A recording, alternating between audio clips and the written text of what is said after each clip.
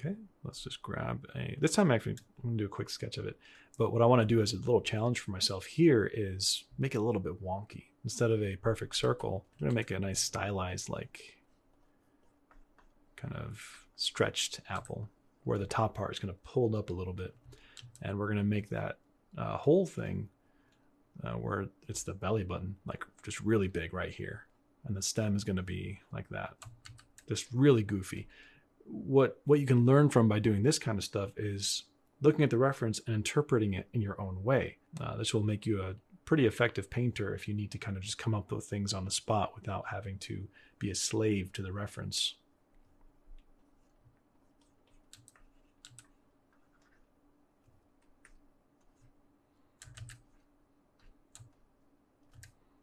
All right, new layer underneath that. Let's grab a red. Ooh, that's way too bright.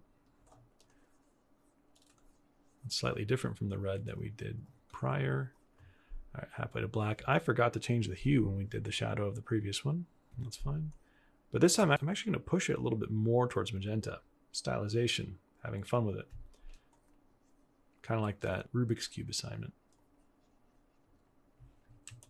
Let's paint that shadow in. It's cooler, darker. A lot of it is trial and error, but with this shadow, I'm going to add a bit of blue for fun. And feel free to follow along and kind of just do whatever I'm doing. Because although I'm not really explaining absolutely everything, I'm doing the best I can. But some of this stuff you just learn by osmosis, by rinse and repeat, by following along.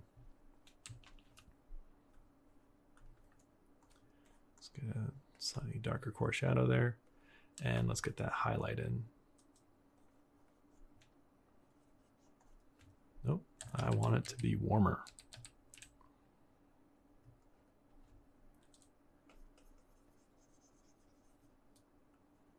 And this is a different brush, but either one is fine.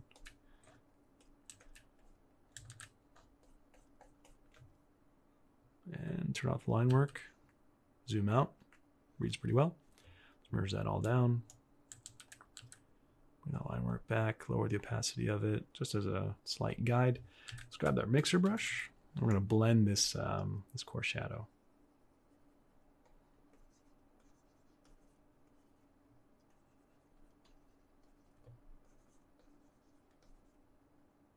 And definitely don't be discouraged if you're doing this and the craftsmanship is a little bit sloppy, or craftsmanship and cleanliness and shape design, that all comes with practice and mileage and time. So hang in there. It'll get better, especially by your 10th apple. I can promise that.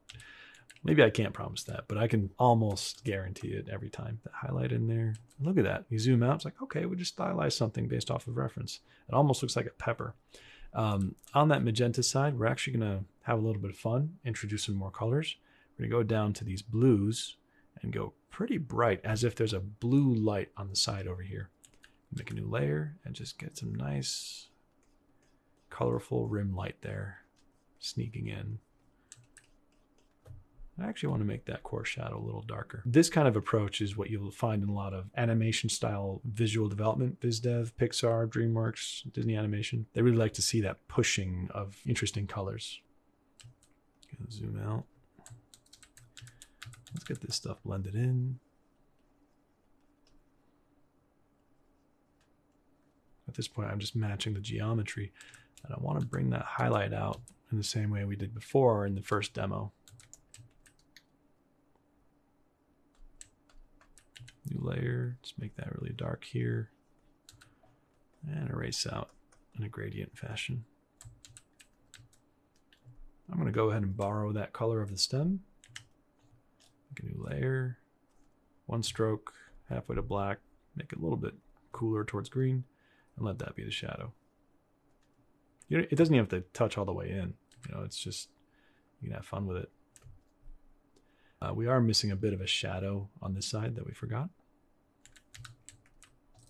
So we're just actually going to do a big stroke like that and erase out like so.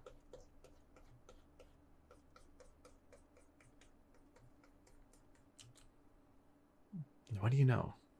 A fun stylized little apple. Let's make the ground brighter right here.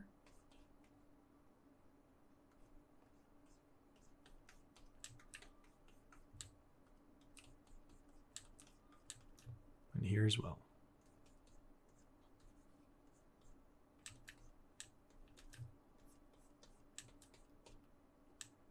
And we're going to make the background a little bit darker behind the brightness.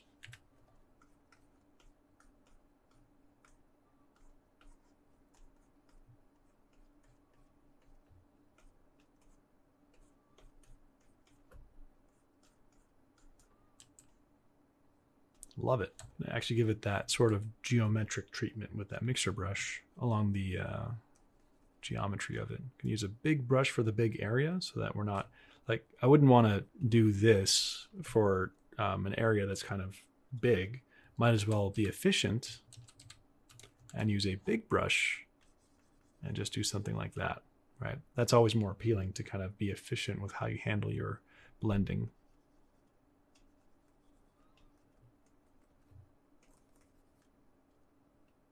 All right, these edges don't need to be sharp.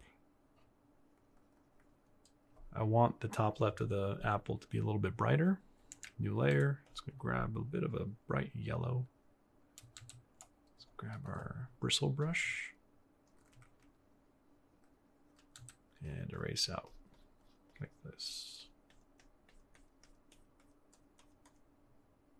Beautiful. I want to emphasize that contact shadow. It's going to go grab this value and go a little bit darker and a little bit cooler towards magenta. And use our painterly strat and erase out.